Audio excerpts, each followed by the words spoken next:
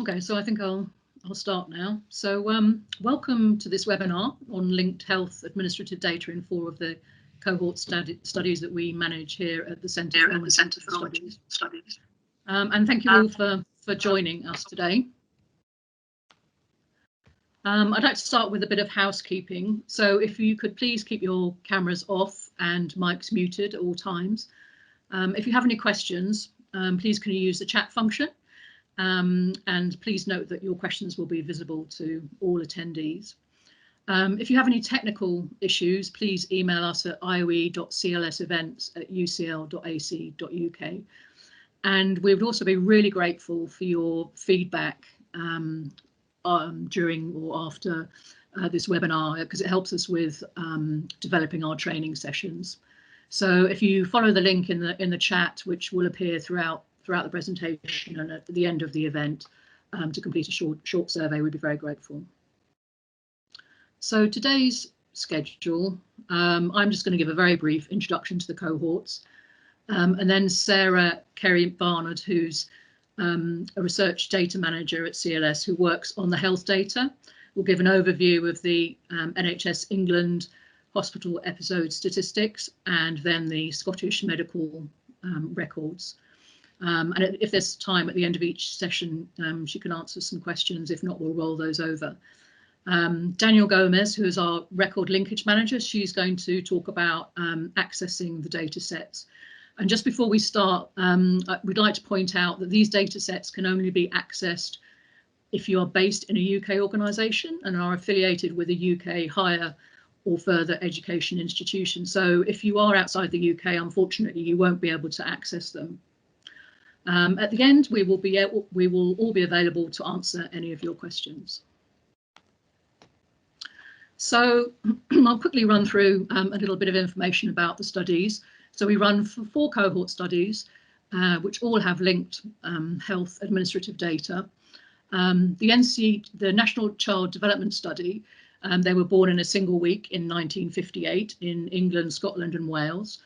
The 1970 British cohort study, they were also born in a single week in 1970 and are represented by England, Scotland and Wales. The next steps survey follows a cohort of school children born in England in 1989 and 90. And the study started when they were aged 13 to 14. And CLS has managed the age 25 sweep. And finally, the Millennium Cohort Study, who were born in 2000, 2002 in the UK. This chart shows the study timelines. So you've got the year that they were born on the vertical and age on the horizontal, and the dots represent when the data was actually collected. So for the NCDS, we have a total of sample of around 18,500 who are now in their early 60s. And from birth, there have been 11 sweeps. The age 61-63 sweep was in field work, but was paused because of COVID. The BCS 70, there's a total sample of around 17,000 who are now in their early 50s. And since they were born, there have been 9 sweeps, and the age 50 survey is due to commence soon. Next steps, a total of 16,000 people, and they're now in their early 30s. And there was a sweep every year from age 14 to 20, 7 sweeps in total. There's an age 25 sweep and an age 31 sweep is in development.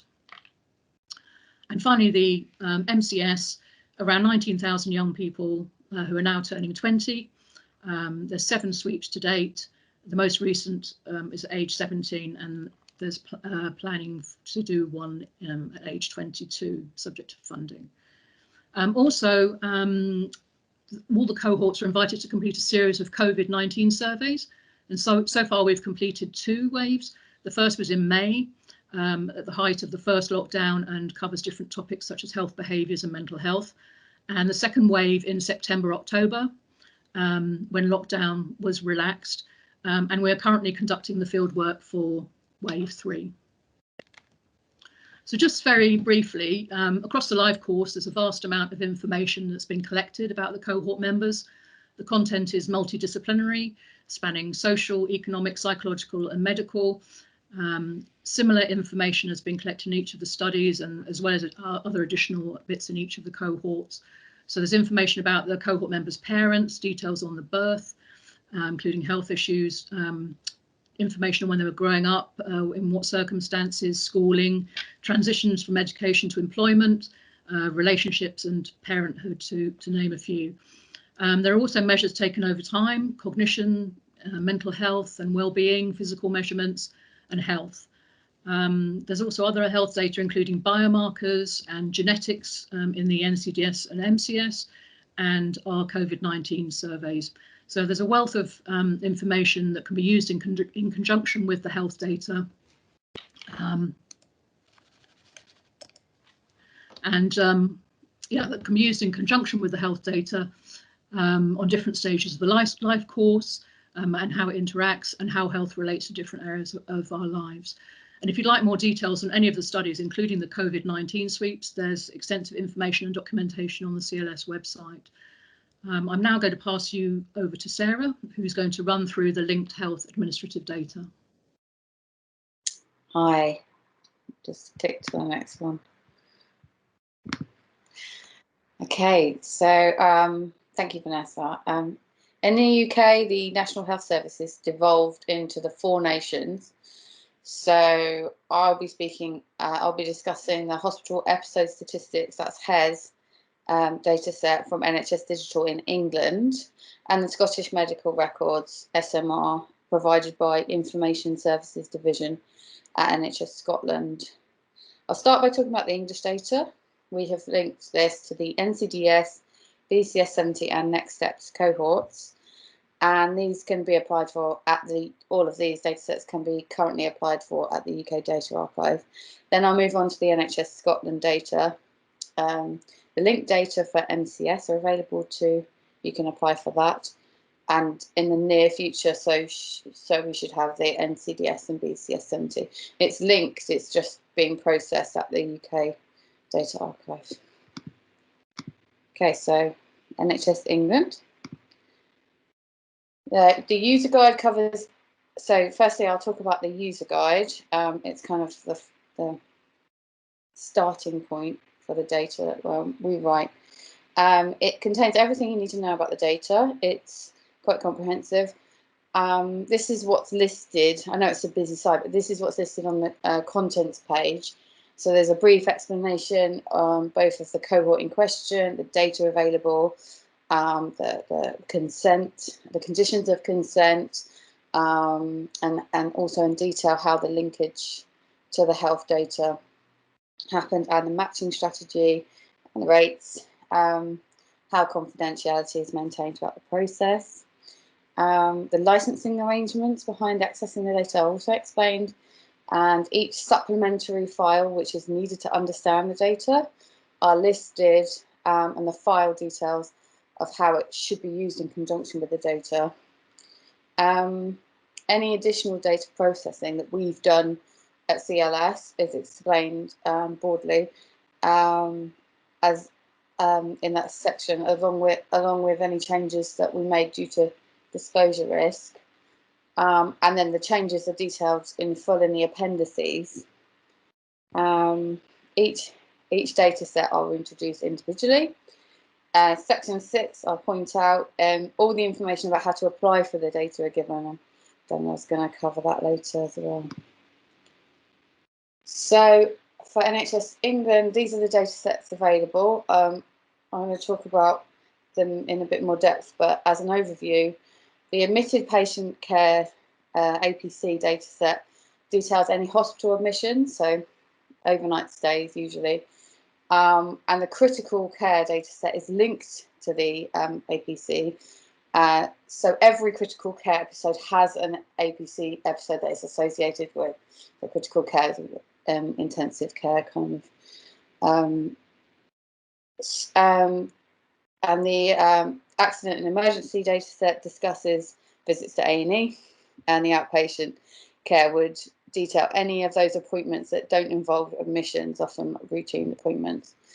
But if either accident or emergency or outpatients, accident and emergency or outpatients result in an admission, then this would also create an APC record, an admitted patient care record, but they're not directly linked in the same way that the critical care and the admitted patient care are linked.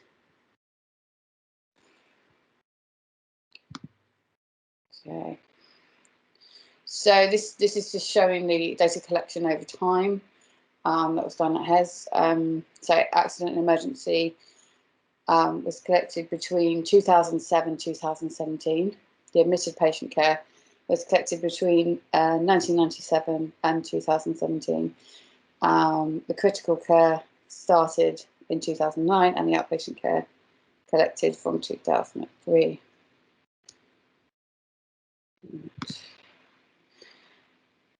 So this is how the linkage strategy works. This is how we do the linkage.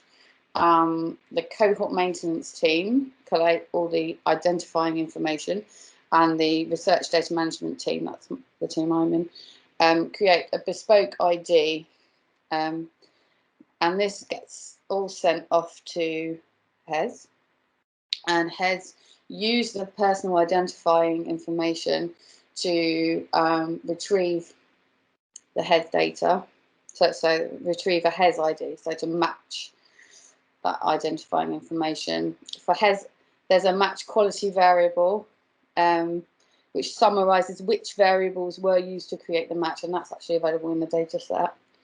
And then the HES ID is used to retrieve the hospital data for each individual who's been successfully linked. And then the bespoke ID that we sent is applied to the data. The HES ID is not sent to us, and that's sent to our team. So that's how the personal data is kept separate from the patient data, like the hospital records. If that makes sense.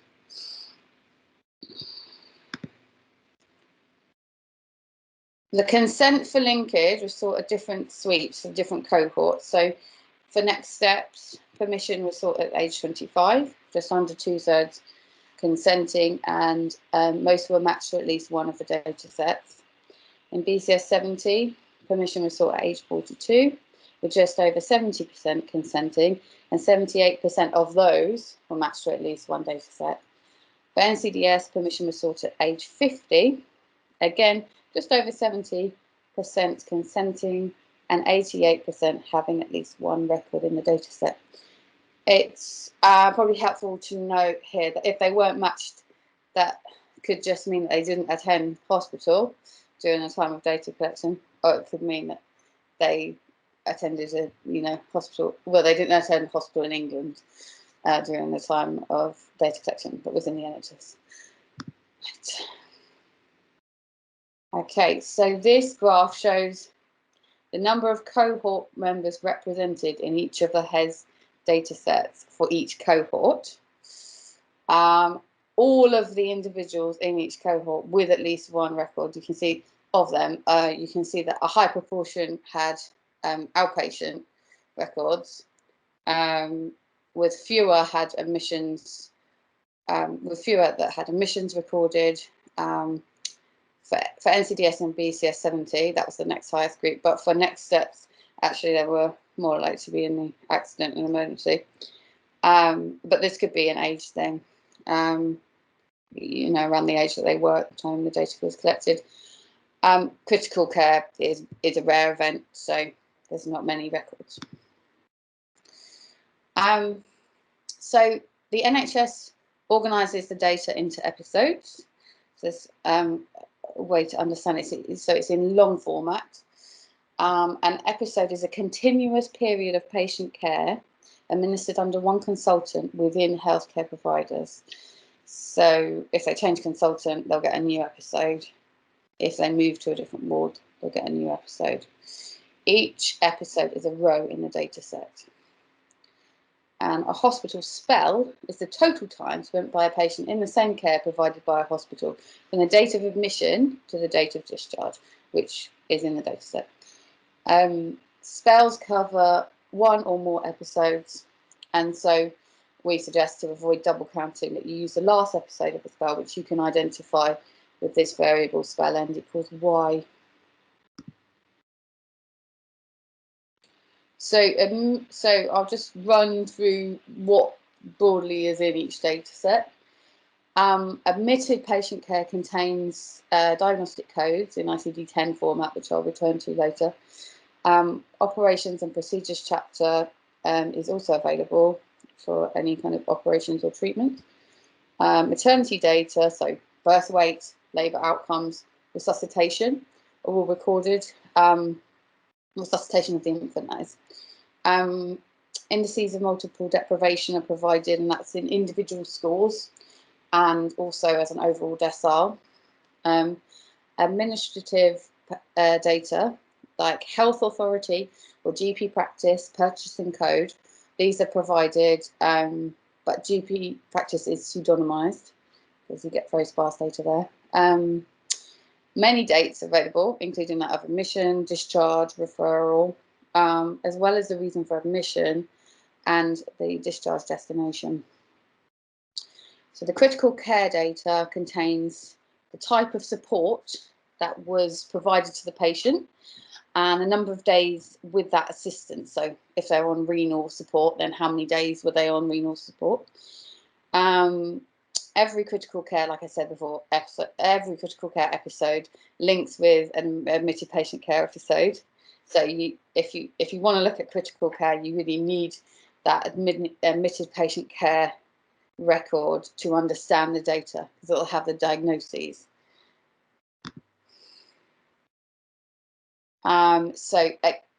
Similarly, the diagnostic codes for outpatient care, you've got the Icd-10 Diagnostic Codes, the operation chapter, indices of multiple deprivation, the same kind of administrative data, and the dates seen. The diagnostic codes are poorly completed in the outpatient data. They're often non-specific codes. For accident and emergency, you have diagnostic codes, but they're not Icd-10. They're A&E codes. We've provided the lookups for that, and there's treatment codes as well. Again, administrative data, and the dates and time of admission and discharge, because A&E being a little bit more time sensitive. Okay, so these are the dictionaries. I hope I'm not running too fast. These are dictionaries and supplementary documentation that are available on secure access once you have accessed the data. So we put these on the secure access server so that you can stay separate from other internet sources. So it's just all there. The files are referenced in the user guides, and these links, I think we're going to send out a PDF later. They're clickable as well, so you can go straight through and have a look at the resources. The NHS data dictionaries and the Nhs analysis guide come from NHS Digital. They provide guidance in how to analyse the data, and also how the data is coded, how the variables are coded. The Icd-10 codes describe not only the diagnoses but the symptoms and causes, and these come from WHO. And there's operational codes, A&E diagnoses, and they use a different ontology, as I just said. And it's worth familiarising yourself with this information. If you're going to write an application, it's worth looking at this first, really, to see what you want to look at. You can see here, this is from the WHO website. Icd-10 is a hierarchical structure. So the letter at the beginning indicates a sort of umbrella chapter under which the diseases or the ailments in that category occur. So you can see category A pertains to infectious parasitic diseases, and on the right you can see subgroups such as like A15 to A19 is TB, tuberculosis. If you click on that, you'll see A15 to A19 are types of TB, and you can see here the definition, the overall definition for tuberculosis, as in respiratory tuberculosis, bacteriologically and histologically confirmed. For reasons of discursivity, we've truncated the codes So you don't get that last digit that would give you all of these bits of information underneath, but there's still a lot of detail. And one way that these codes are used is to draw up a code list which contains diagnoses or symptoms which would look for a specific phenotype or trait, symptom that you're looking for. And this can be done prior to analysis. It might be part of an application. Okay, I can hear some beeping, so maybe here there's been some questions.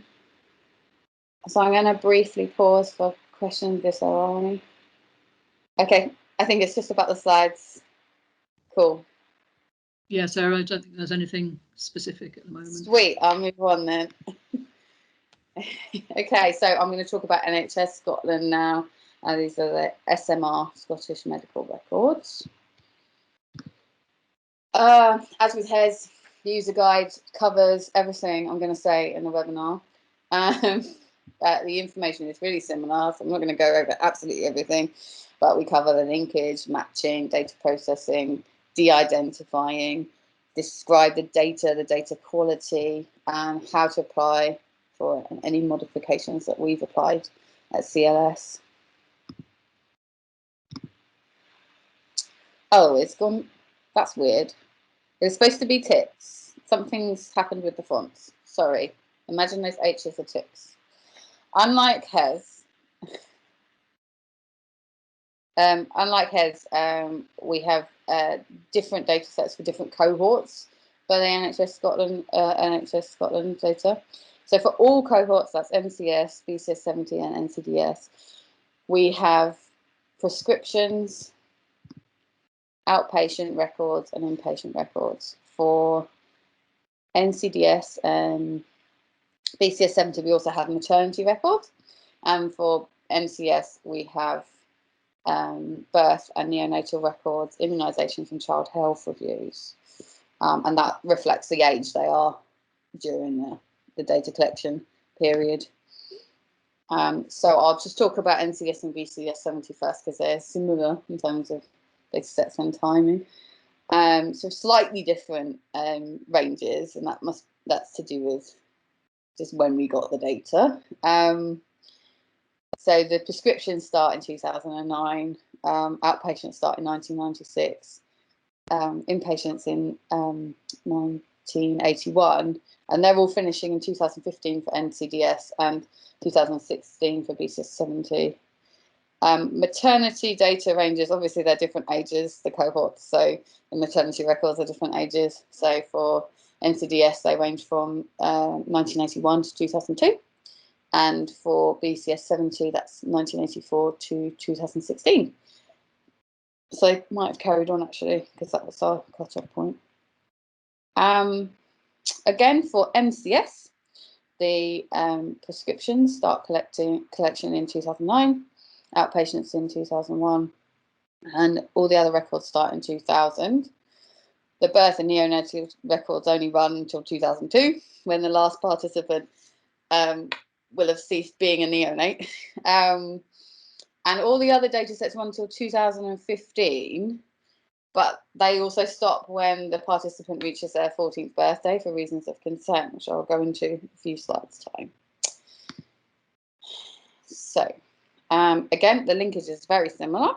It's not done by NHS Digital, it's done by Information Services Division in NHS Scotland. And they use a community health ID rather than Hes ID. Those are the main differences.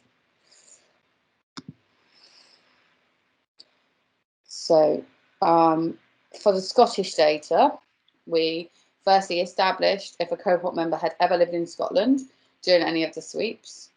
So the number shown in the first column is the number for those who participated in each consent sweep. So where the consent for linkage was sought, and also who had ever lived in Scotland.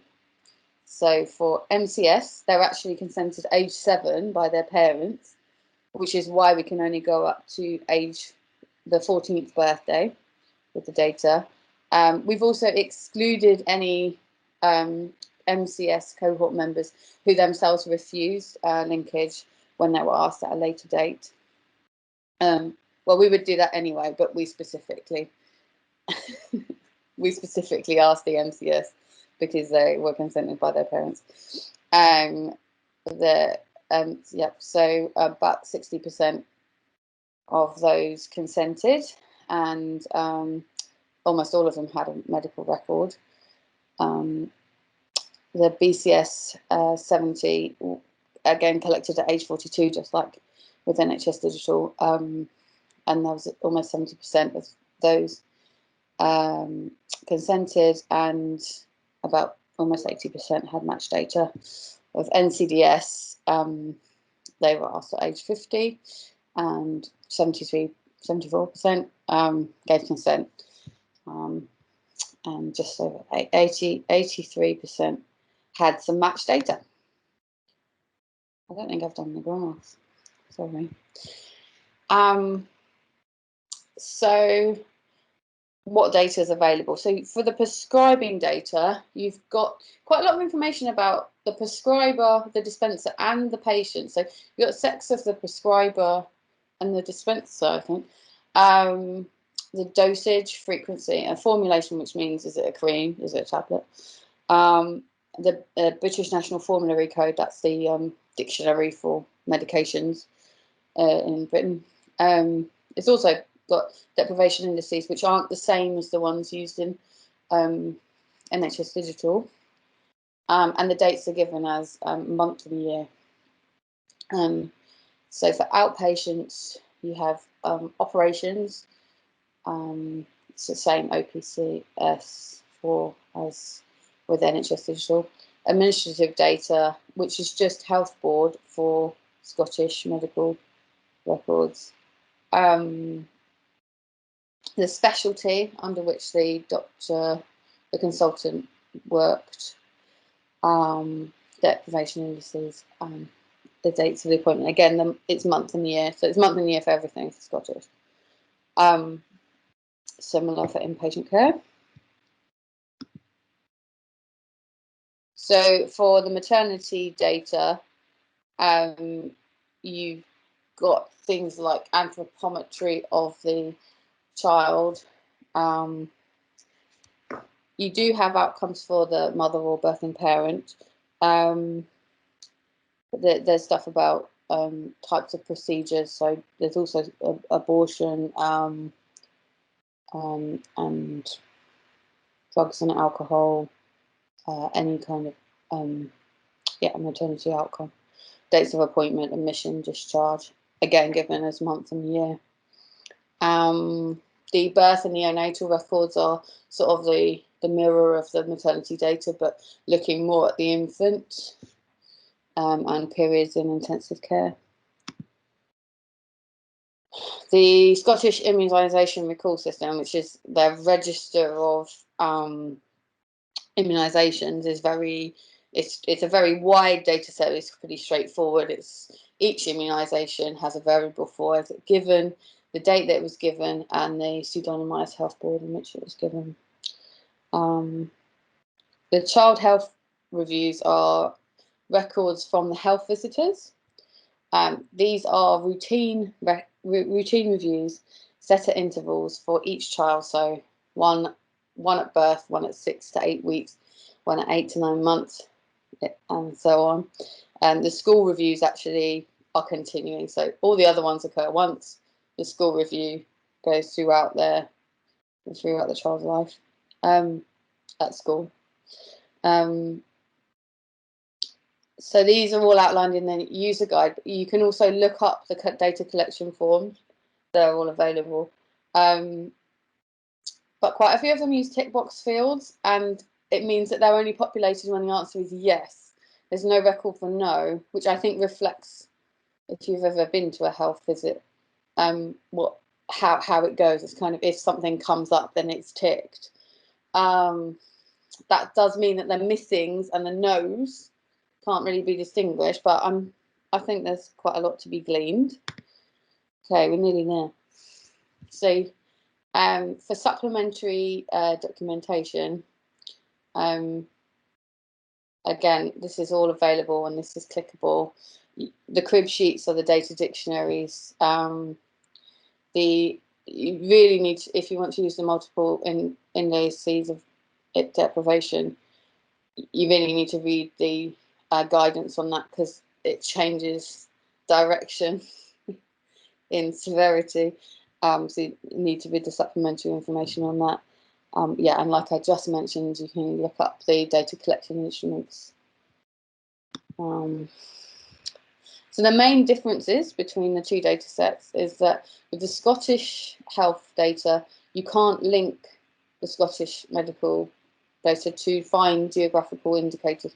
So you can only have into the country of Scotland, and that's because some of the areas are very sparsely populated. And the dates are different. So I think I heard some beeps. But Iris. Yeah, there are a few questions, Sarah. A few questions. A few, yeah. So Genevieve asked, were the data gathered through CLS or each cohort individually, then pooled by CLS? No. So the data is collected by Nhs, and then we apply to Nhs or NHS Digital or Icd Scotland. We apply for the data that is, we don't do any of the collection. We just ask for it, get the licensing, which is easier said than done. And then we link it to our data set. Well, they link it and they send us only the data that corresponds to our cohort members. Does that make sense? No, there's no reason why the Nhs data would only run to 2017, apart from that's when the data. So when you apply for years of the data, and that was the last lot that we received. But I think Danielle will talk about future applications. Yes, you do lose some info, but I mean, there's no COVID data in here anyway. Are they hospital prescriptions, not GP prescriptions? They're all prescriptions, I believe, that are dispensed in pharmacies. They might actually not be hospital prescriptions. I'd have to look that up. Yeah, correct. No, you can't access the data if you are outside of the UK. That's actually not to do with Nhs. I mean, well, it might be to do with Nhs, but actually you can't, the UKDS, you can't access this secure access server outside of the UK, as far as that's what it says on the website. So I think that's the last question. Yeah, sorry.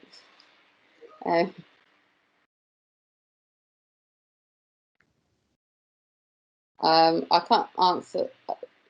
Should we move on to the access for now, and then we'll come back to any questions. Yeah. So Danielle can take over now.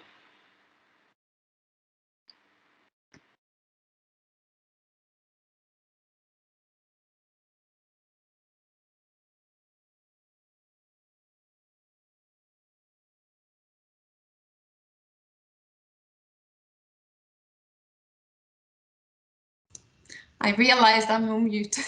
Sorry. Thanks, Sarah. Thanks, Vanessa. You can hear me now, yeah? Yeah. Okay. So I'll show you how you can apply to access the Nhs and the SMR datasets via the UKDS. As some of you may know, the data for all our four of CLS surveys are made available for researchers to apply via the UK Data Service, and so are these two datasets as well. So, due to the potential disclosivity and sensitivity of the Nhs and the SMR data, these datasets are only available, accessible under secure access conditions for the UKDS and the Secure Lab, via the Secure Lab. So in order to have access to this data set and as part of the application process, for the Nhs data set, you must be based in the UK and you must be affiliated with the UK, with a UK higher or further education institution. That's slightly different to the SMR data set. You can, for the SMR, you only need to be based in the UK. You don't have to necessarily be affiliated to a higher or further education institution here. So you must be an accredited researcher for use of ONS data, or you must apply for one as part of the application process.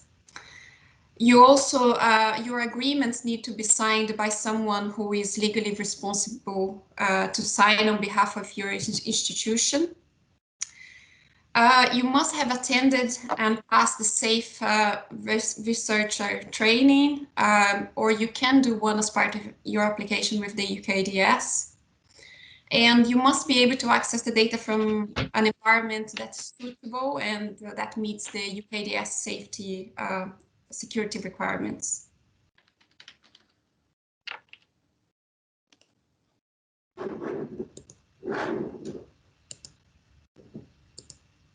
I apologize, I hadn't moved the slides before I was talking to you, so this is all the points I was just making in the previous. So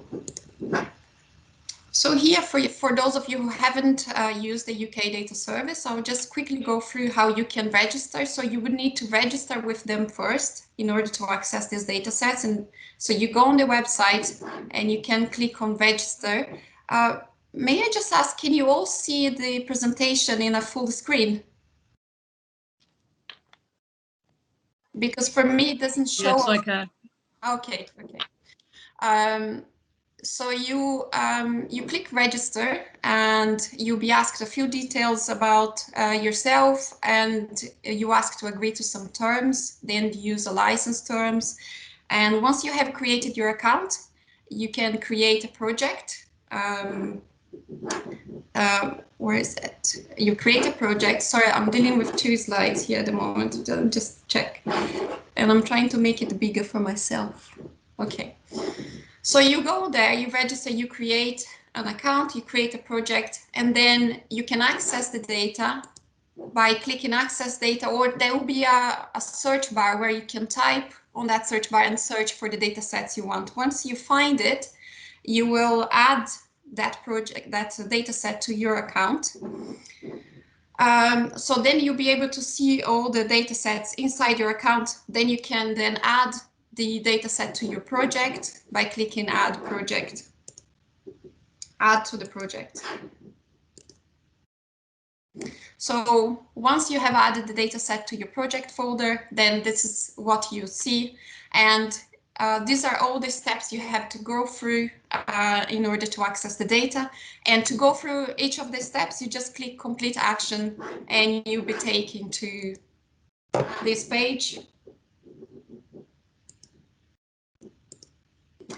So in here, there's a total of about 6 steps that you have to take to complete the whole process to access the data.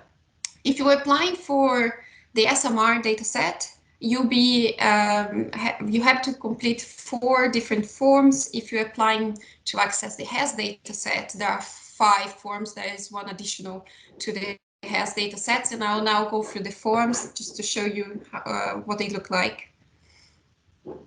So here are the 2 first forms you need to complete. The Secure Access Project Application is the form that will ask you general questions about your project, such as the project proposal, the purpose of your research, the data requested, the public benefit, this form, etc. And this form needs to be signed by the lead researcher. The form on the right side is the accredited researcher form. It requires you to provide the evidence of your suitability as an ESRC accredited researcher. So all members of the research team have to complete the ESRC accredited researcher application form. All these forms, once they are completed, you can send them to the UKDS via the email provided by the UKDS.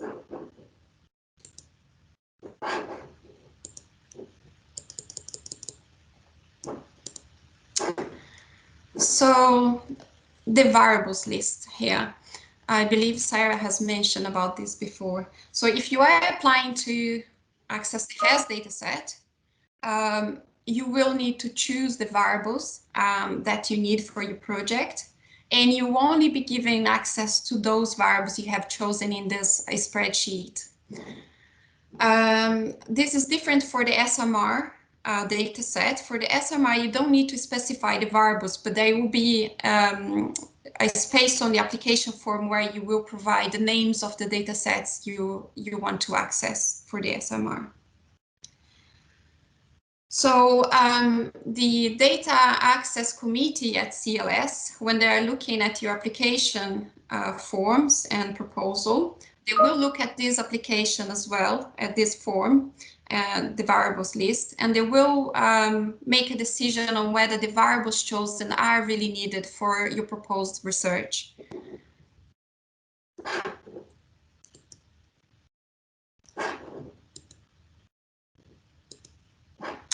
So then you come across this form, which is an agreement.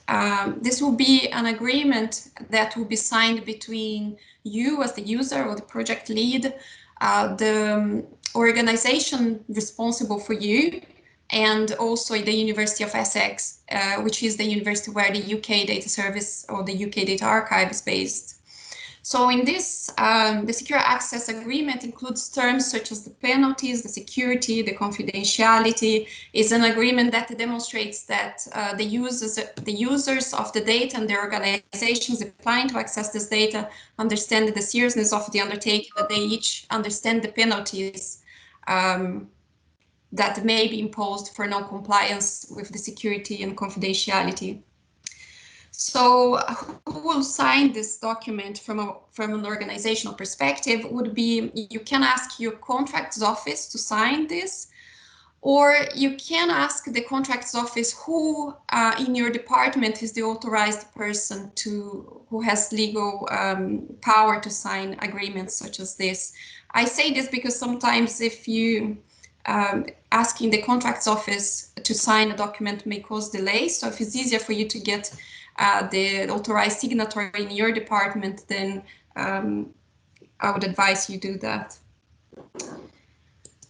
And then finally, this application, the CLS license agreement for NHS digital data. So you only need to complete this if you're applying for accessing the data provided by the NHS digital, which is in this case the hospital website statistics data. There are a few things that are very important in this application, and I'll just run through them quickly.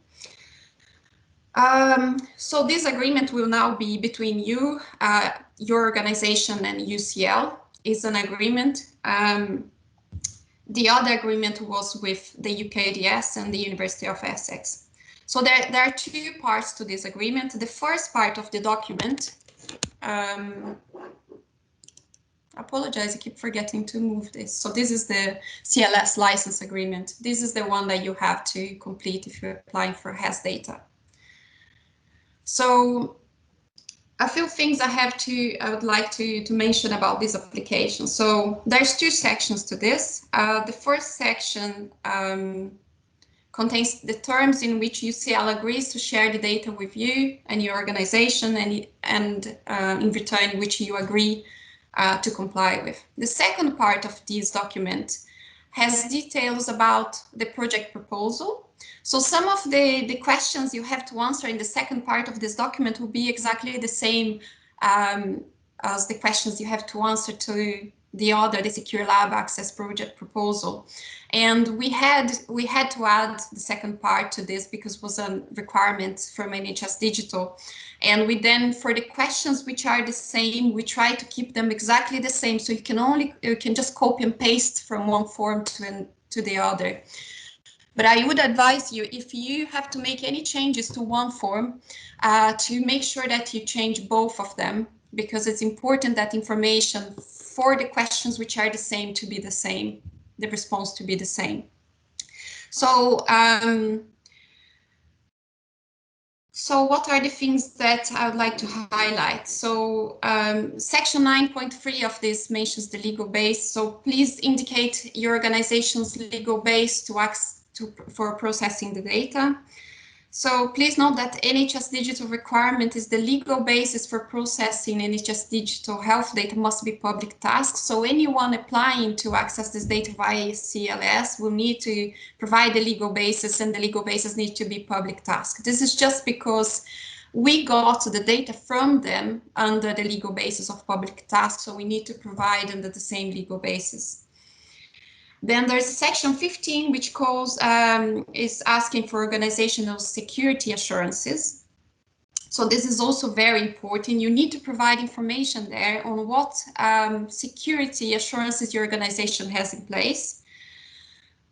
This could either be an ISO 27001 or the DSP toolkit, or it could even be a system level security policy. So if your organization has an ISO 27001 assurance, then please provide a copy of the certificate with the application. If what you have in place is a DSP toolkit, you can provide the information on the box, on the form, and please do include the ODR number for the DSP toolkit, and we'll be able to check with the NHS digital website the status of your DSP toolkit or your organization DSP toolkit. And in case of the system level security policy, before you also please provide a copy of this policy with the application, make sure that it's within the dates. It's not expired or anything like that. And finally, a section that is very important.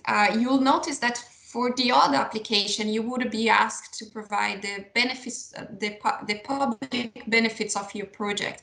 Now, for this application, it's a bit more specific to the health and social care. So you will need to provide information of how your project is expecting to provide benefits to health and social care.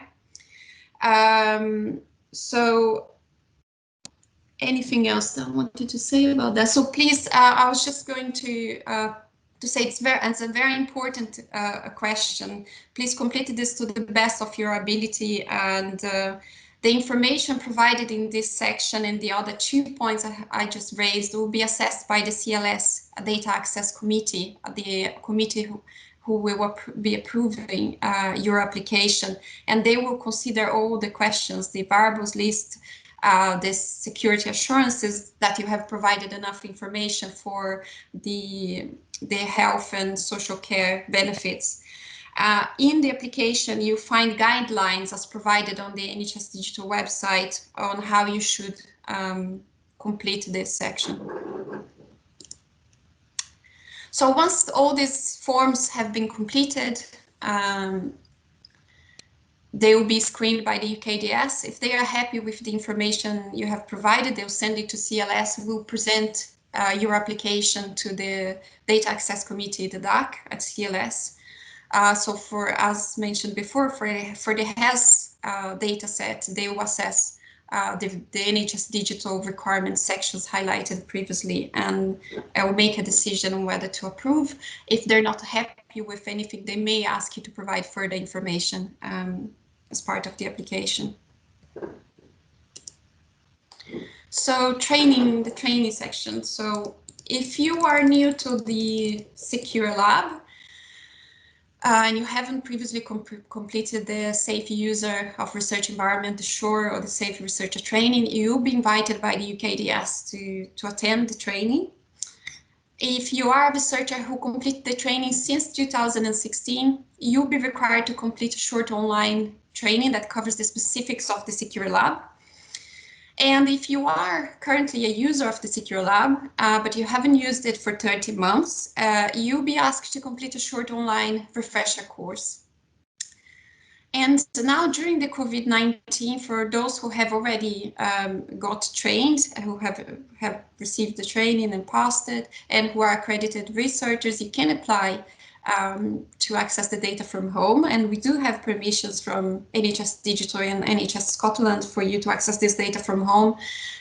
You can do that via the UK data service, there is under this secure access additional agreement to COVID-19 temporary homework. You can find this online and you can complete a form as long as you can access your office computer via your home computer, and you can access the data via that IP address that was previously on your record when you signed up for the secure lab. Then you'll be able to access the data from home. If you need any further information, you can find more information on the UKDS website. And the form you have to complete seems very straightforward. Okay, so access to the secure lab. So each researcher on the project must complete the online secure access setup as part of their request to access the secure lab. For this, you'll be required to provide essential information to ensure that your workstation is fit for purpose and the environment which you are working is deemed safe. You may be required to upload the screenshots of your IP address and upload photos of your office. And all this is detailed on the account and on while you're doing the application online. So I know that due to COVID restrictions, you may not be able to provide screenshot pictures now, but they will be asking you to provide them later when you're back in the office.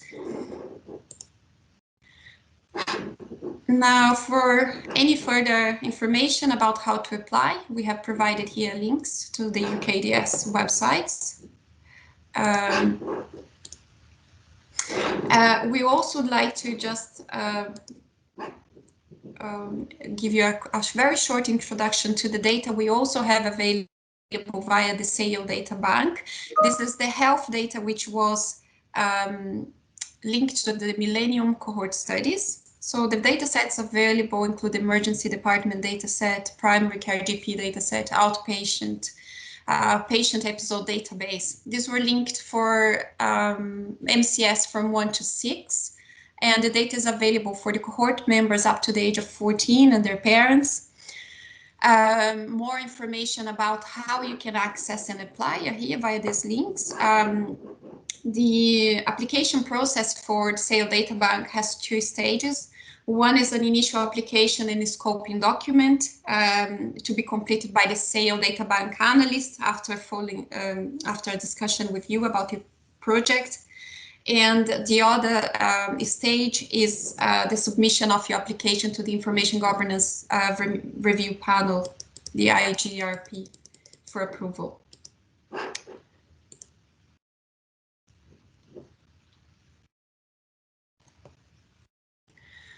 So for the future, we're planning to do a refresh. We're currently applying to Nhs Digital to refresh the linked data we have. The Nhs linked data, as you know, as you could see, it's currently available up until 2016, 2017. And we're applying to get the most recent Nhs data. And it will include data on COVID-19. We are also applying to, the data set I just mentioned is currently available via the SAIL data bank for MCS, the Welsh health data. We're also applying and trying to get a copy of this data to make it available via the UKDS as well. So the UKDS currently hold some Welsh health data linked to MCS. I understand there's a limited amount of data, and hopefully soon we'll refresh that with the new data sets. Again, I apologize for the the delay in updating my slides here. I hope it was useful, and if you have any questions, please you can ask. Okay, thanks, Danielle. Yeah, just firstly, before we respond to some of your questions, before you go today, if you could please fill in the short 1-minute feedback form, and there's a link on the chat that Richard's put there. So if you could please do that before you go, it'd be really, really helpful. Danielle, there were some questions, I think, about... Let me try to access these questions. There's a question about the biomarker and the lab data. from Karina. We have, so this is what Vanessa was talking about at the beginning. So this is data, this is not the linked administrative health data. This is data that we've collected in Biomedical Sweeps. I believe that's what we're talking about. Yeah, we've got 2 biomedical sweeps. There was one in the 1958 when they were age 44. And there's also one in the BCS 70 when they're age 46.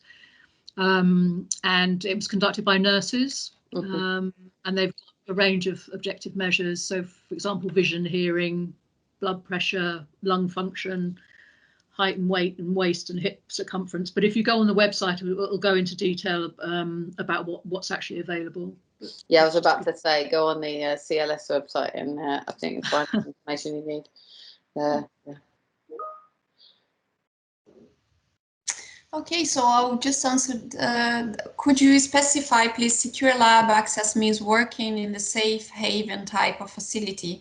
So you will be able to access the data either via the safe haven secure lab at the UK Data Archive based in Essex, or you can also access via your organization computer. That means the secure lab setup will allow you to set up the IP address, and that could be where you work in your university. So you could access it from your organization office. I hope that is clear. I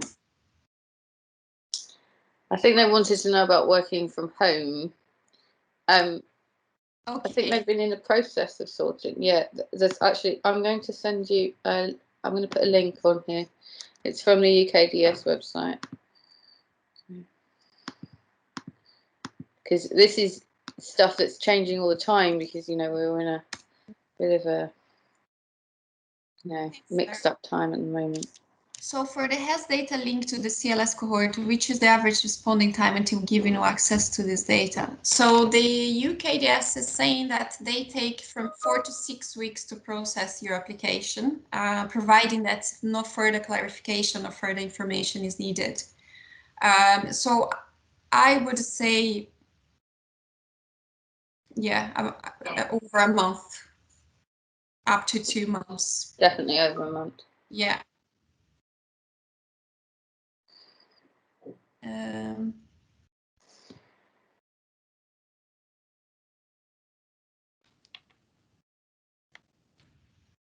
think that's... Okay, so the question about the work from home, I'm coming across this one now, but you have already provided a link, right, Sarah? So I'll just jump this question and I'll go to... Oh, no, I think these are all the questions now. And we're bang on the end, bang on 3. Yeah. Has anyone else got any more questions?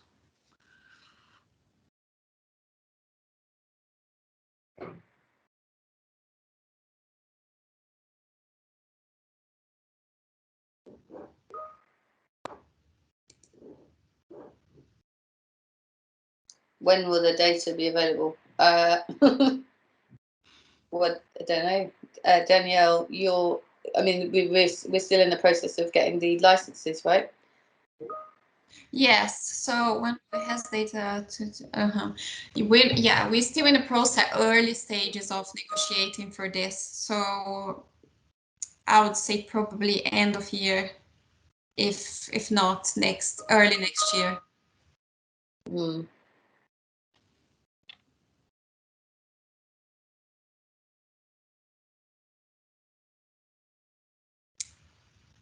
Yeah, so don't forget to fill in the feedback form if you haven't done so already. That would be brilliant. Thank you. Thanks everybody for staying to the end.